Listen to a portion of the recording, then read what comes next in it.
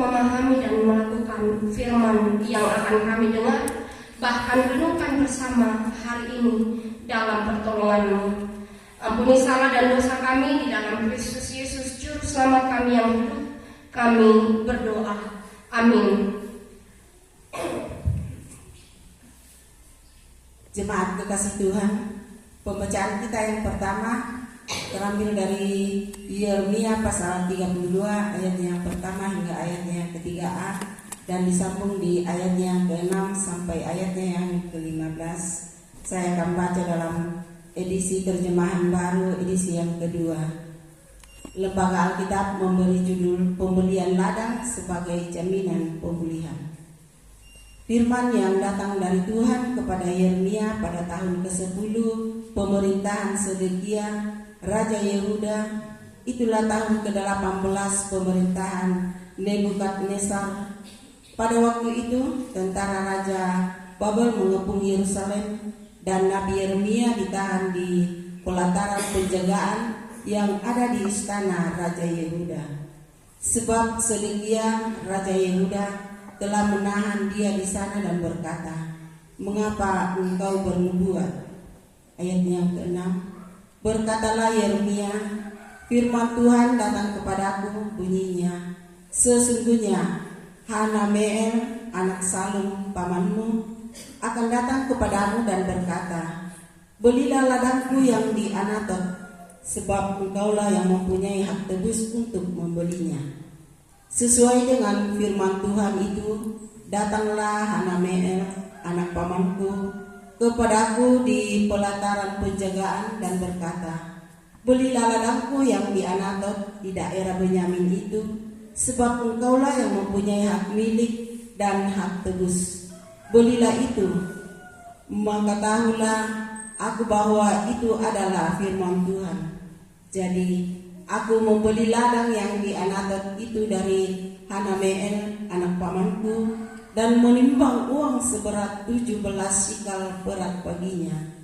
Aku menulis surat pembelian dan memeteraikannya setelah memanggil saksi-saksi serta menimbang perak itu dengan neraca.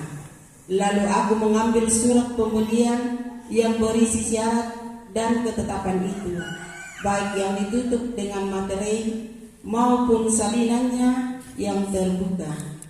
Kemudian aku memberikan surat pembelian itu kepada Baruk bin Neria bin Masea di depan Hanameel anak pamanku, di depan para saksi yang telah menandatangani surat pembelian itu, dan di depan semua orang Yehuda yang ada di pelataran penjagaan itu.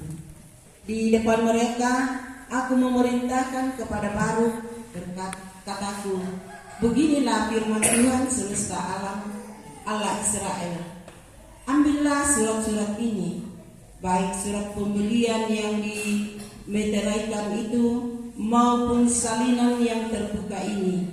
Taruhlah semuanya itu dalam bejana tanah liat supaya dapat tahan lama. Sebab beginilah firman Tuhan semesta alam, Allah Israel, rumah ladang dan kebun anggur akan dibeli pula di negeri ini. Amin. Firman Tuhan. Pembacaan yang kedua terdapat di dalam 1 Timotius 6 ayat yang ke-6 sampai yang ke-19. Demikian firman Tuhan mengenai penyakit, bersilat kata, dan mengenai kata uang. Ayat yang ke-6. Memang kesalehan itu kalau disertai rasa cukup memberi keuntungan besar, sebab kita tidak membawa apapun ke dalam dunia, dan kita pun tidak dapat membawa apapun keluar. Asal ada makanan dan pakaian, cukuplah. Namun mereka yang ingin kaya terjatuh ke dalam kecelakaan, ke dalam jerat, dan ke dalam berbagai nafsu yang hampa dan mencelakakan, yang menenggelamkan manusia ke dalam keruntuhan dan kebinasaan. Sebab akar segala kejahatan ialah cinta uang, dan karena memburu uanglah beberapa orang telah meninggal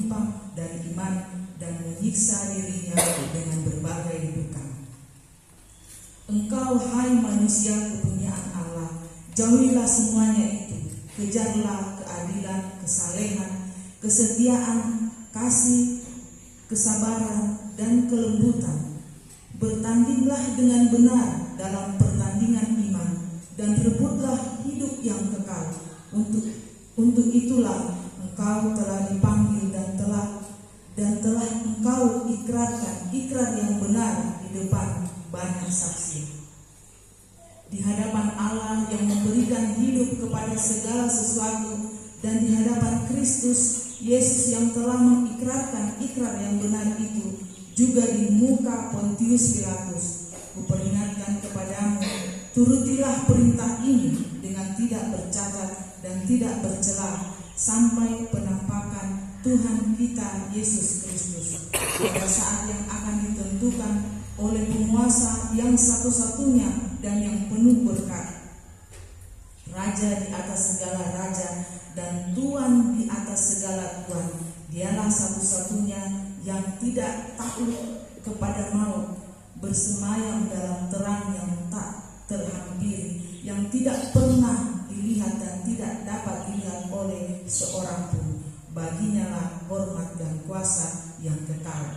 Amin. Peringatkanlah orang-orang yang kaya di dunia ini agar mereka jangan tinggi hati dan jangan berharap kepada sesuatu yang tak tentu seperti kekayaan, melainkan kepada Allah yang dalam kekayaan yang memberikan kepada kita segala sesuatu yang dinikmati.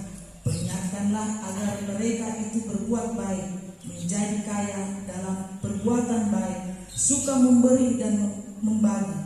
Dengan demikian mereka mengumpulkan suatu harta sebagai dasar yang baik bagi dirinya di waktu yang akan datang untuk mencapai hidup yang sebenarnya.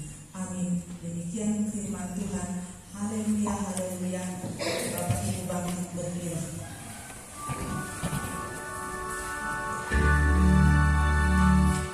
Haleluya, haleluya, haleluya. Lukas pasal 16 ayat 19 hingga ayatnya yang ke-31. Saya juga akan membacakannya untuk kita sekalian melalui Alkitab Terjemahan Baru edisi yang kedua. Orang kaya dan Lazarus yang miskin. Firman Tuhan, ada seseorang yang kaya yang selalu berpakaian jubah ungu dan kain halus, dan setiap hari ia bersukaria dalam kemewahan. Ada pula seorang pengemis bernama Lazarus, badannya penuh dengan borok, berbaring dekat pintu rumah orang kaya itu, dan ingin menghilangkan laparnya dengan apa yang jatuh dari meja orang kaya itu. Malahan anjing-anjing datang dan menjilat boroknya. Kemudian matilah orang miskin itu, lalu dibawa oleh malaikat-malaikat ke pangkuan Abraham. Orang kaya itu juga mati, lalu dikubur. Sementara ia menderita sengsara di alam maut, ia memandang ke atas, dan dari jauh dilihatnya Abraham dan Lazarus duduk di pangkuannya. Lalu ia berseru, "Bapa Abraham, kasihanilah aku. Suruhlah Lazarus supaya ia mencelupkan ujung jarinya ke dalam air dan menyejukkan lidahku, sebab aku sangat menderita dalam nyala api ini." Namun Abraham berkata, "Anakku, ingatlah bahwa engkau telah menerima segala yang baik sewaktu hidupmu, sedangkan Lazarus segala yang buruk. Sekarang di sini ia mendapat hiburan dan engkau sangat menderita. Selain itu, di antara kami dan kamu terbentang jurang yang tak terseberangi, supaya mereka yang mau pergi dari sini kepadamu ataupun mereka yang mau datang dari situ kepada kami tidak dapat menyeberang."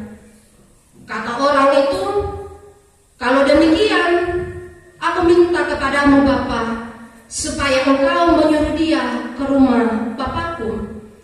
Sebab masih ada 5 orang saudaraku, supaya ia memperingatkan mereka dengan sungguh-sungguh, agar mereka pun tidak masuk kelak ke dalam tempat penderitaan ini. Tetapi kata Abraham, mereka memiliki Musa dan para nabi, hendaklah mereka mendengarkannya. Jawab orang itu, tidak Bapak Abraham.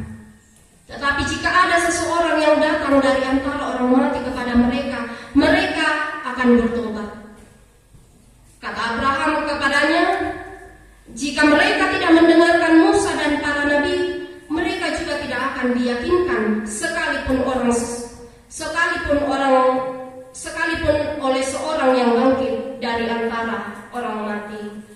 Amin. Firman Tuhan. Kurre sumanga kuang tapu pinamian min soranasang.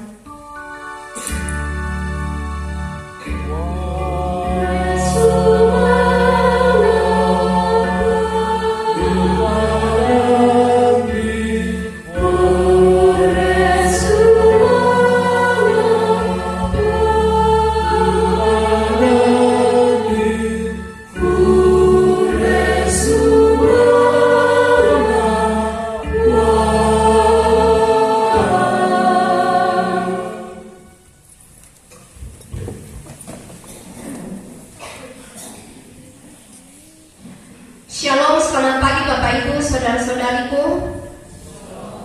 Shalom. Ada sukacita? Ya, puji Tuhan. Bapak Ibu, saudara-saudari yang dikasihi oleh Tuhan, apa kira-kira yang menjadi sandaran hidup kita saat ini? Apa yang menjadi sandaran hidup kita saat ini?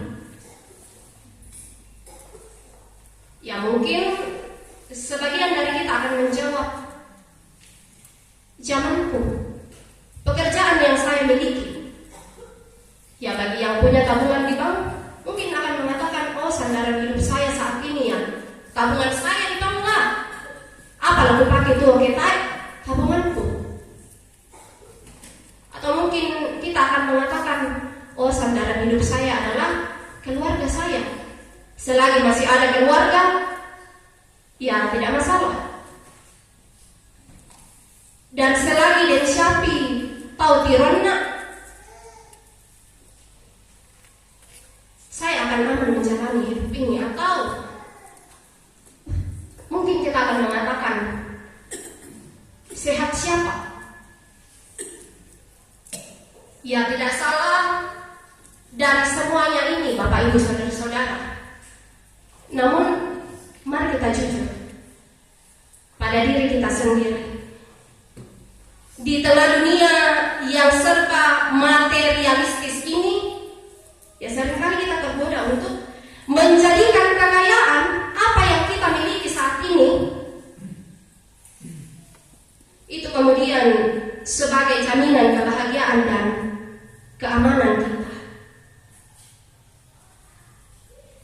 Kita bekerja keras, membanting tulang, ya bagi teman-teman pemuda, mengejar karir yang gemilang, ya demi mengumpulkan pundi-pundi harta di dunia ini. Tapi pertanyaannya adalah, apakah kekayaan yang kita punya, harta yang kita miliki saat ini, benar-benar bisa memberikan jaminan yang kita cari? Ya, hari ini kita bersama akan merenungkan sebuah tema yang penting, yang mungkin bisa kita baca bersama-sama dengan lantang. Apa kata tema kita hari ini? Andalkan Tuhan, bukan kekayaan. Ya, tentu ini menjadi teguran keras bagi kita yang hidup di hari-hari sekarang ini. Andalkan Tuhan, bukan kekayaanmu.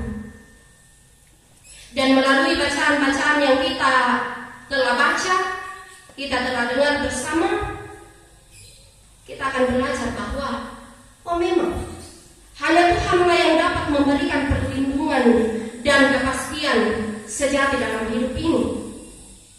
Kekayaan betapapun melimpahnya itu dalam hidup kita tidak bisa menjamin apa-apa dalam hidup kita. Mari kita perhatikan bacaan dari Mazmur tadi.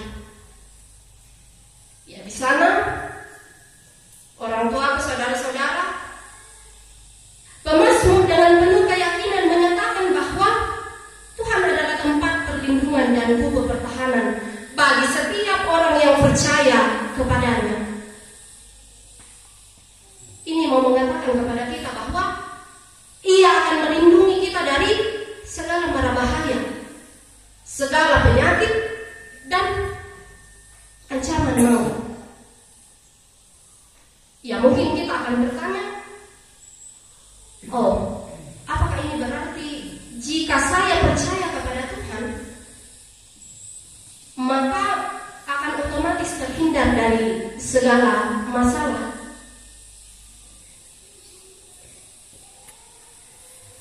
Tentu tidak demikian, karena kadangkala Tuhan mengizinkan kita mengalami setiap masalah, kesulitan. Ya, itu bukan untuk menghukum kita, tetapi untuk menguji dan kemudian menguatkan iman percaya kita kepadanya. Ya, dalam situasi seperti itu, Tuhan akan menyatakan perlindungannya, ya, dalam bentuk kekuatan, penghiburan, dan hikmat untuk menghadapi berbagai tantangan dan cobaan hidup yang kemudian diperhadapkan dalam hidup kita. Ya, saya teringat akan kisah Nabi Yeremia. Ya, ia hidup di tengah bangsa yang kecil dan memberontak kepada Tuhan. Ia banyak sekali mengalami penderitaan, bahkan difitnah, dipenjara, bahkan diancam nyawanya. Namun Bapak Ibu saudara-saudara, di sepanjang hidupnya Yeremia merasakan penyertaan Tuhan, perlindungan Tuhan itu. Tuhan tidak pernah meninggalkannya.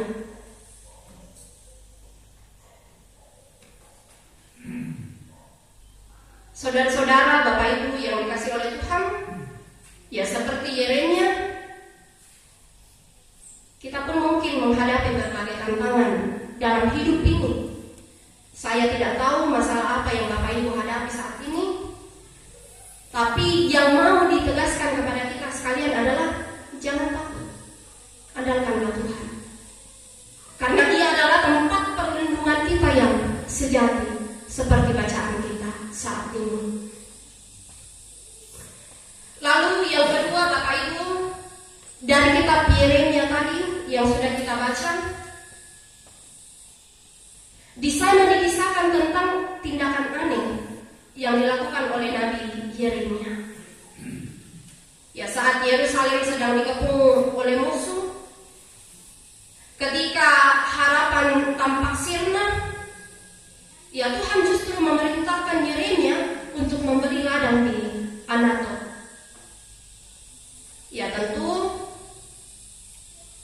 tindakan ini membuat banyak orang bertanya-tanya, Matubai, mengapa Yeremia harus memberi ladang, padahal ia tahu bahwa sebentar lagi negeri itu akan jatuh di tangan musuh.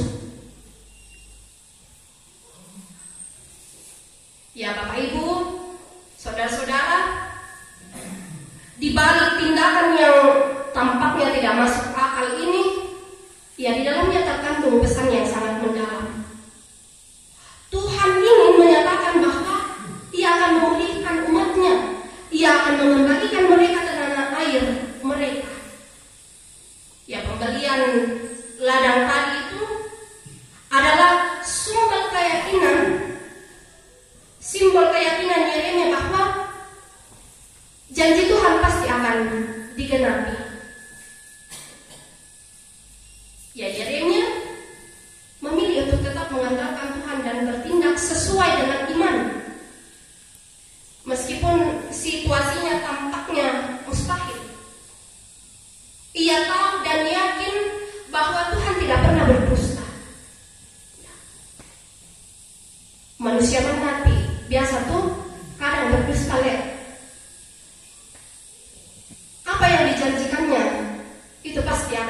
nanti. Karena itu Bapak Ibu Saudara-saudara,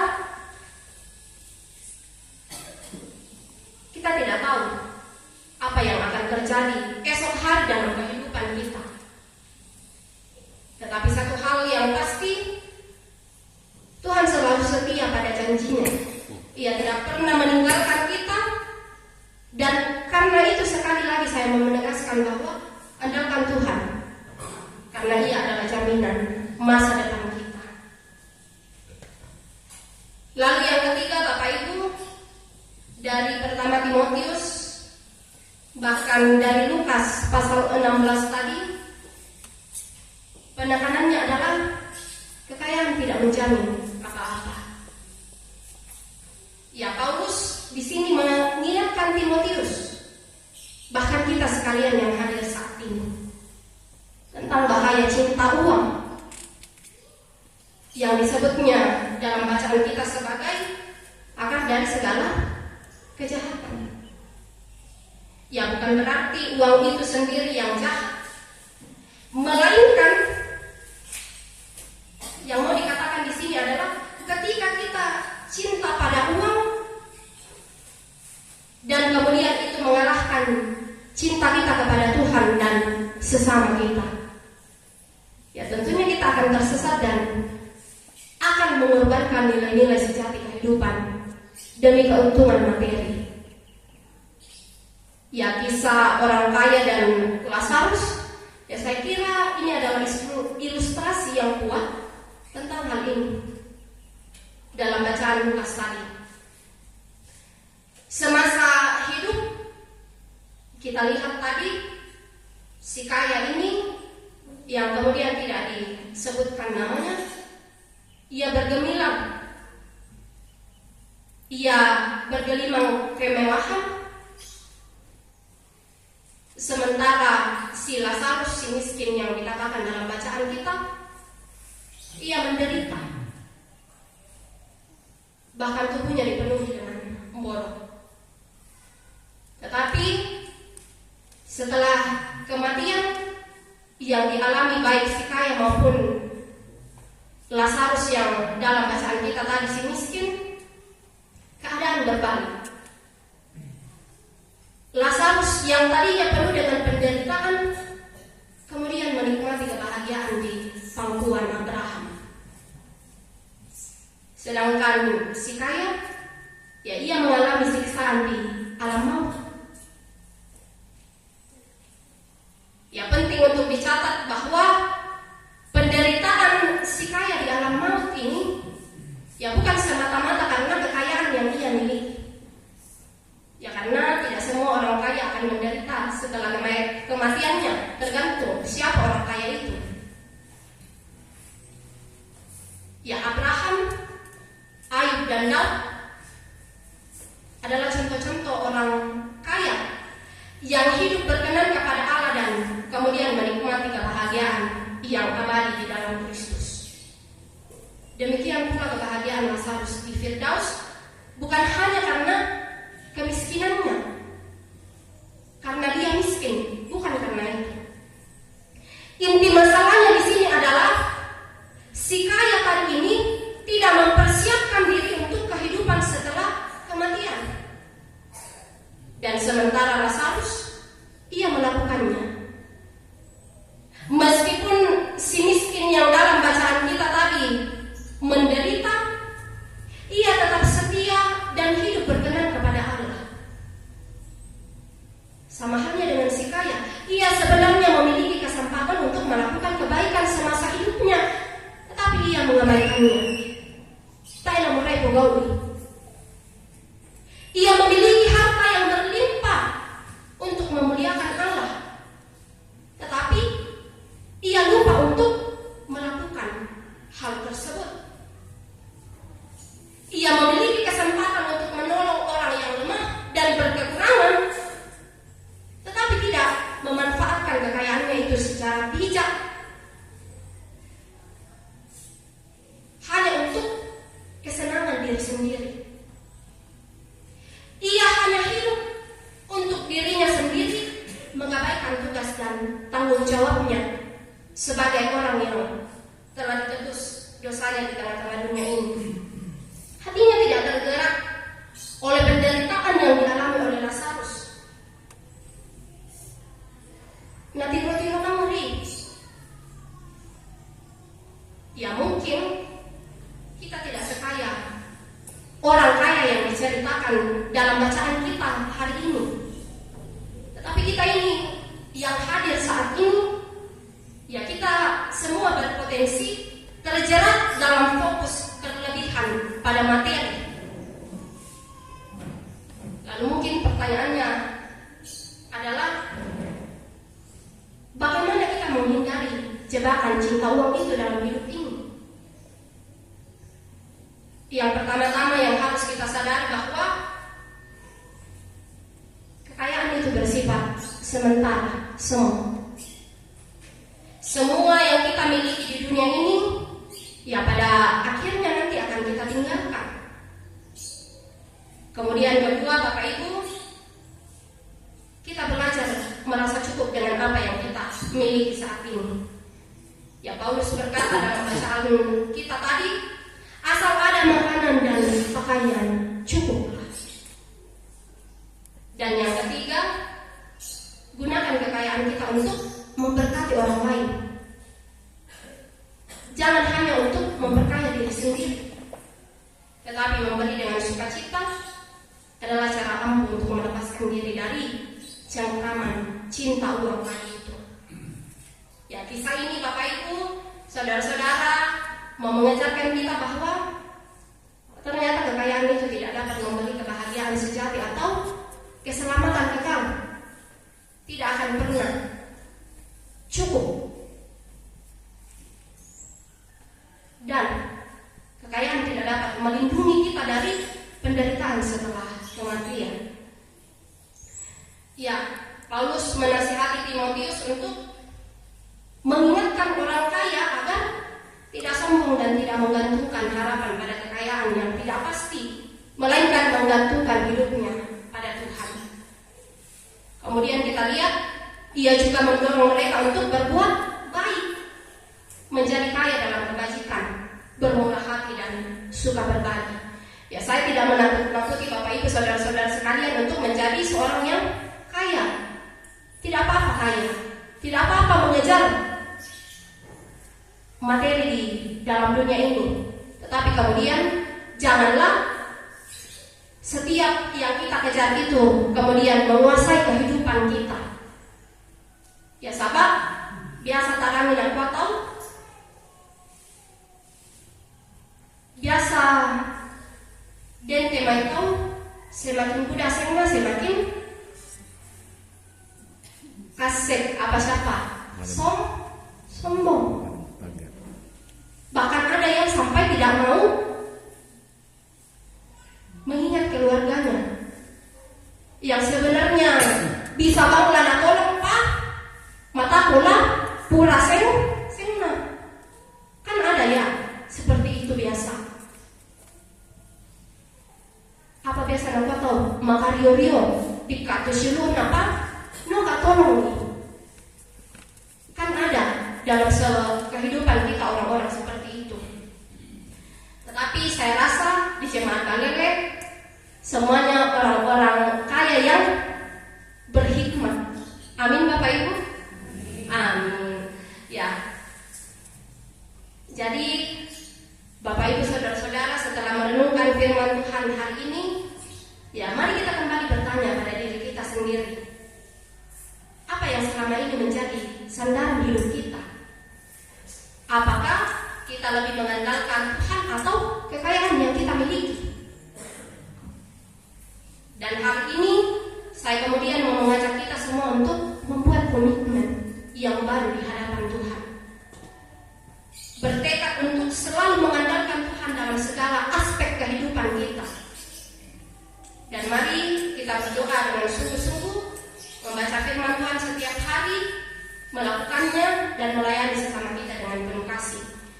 Ingatlah selalu hanya Tuhan yang dapat memberikan perlindungan itu dalam hidup ini, kepastian dan kebahagiaan sejati. Jangan biarkan kekayaan membutakan mata hati kita, tetapi jadikanlah Tuhan sebagai satu-satunya sandaran hidup kita. Mari kita belajar dari Yeremia yang tetap berpengharapan di tengah krisis yang dialami, dan marilah kita belajar dari Rasul Paulus yang mengingatkan kita untuk tidak mencintai uang. Dan marilah kita belajar dari firman Tuhan yang menyatakan bahwa hanya Tuhanlah satu-satunya yang bisa kita andalkan dalam kehidupan ini. Amin firman Tuhan.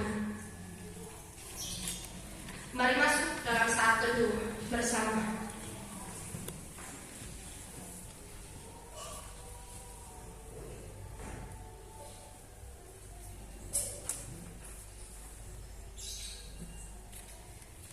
Andalkanlah Tuhan bukan kekayaan, karena hanya dengan mengandalkannya kita bisa menemukan kedamaian dan sukacita abadi dalam kehidupan ini. Amin. Diberi kesempatan kepada majelis gereja untuk menyampaikan warta jemaat.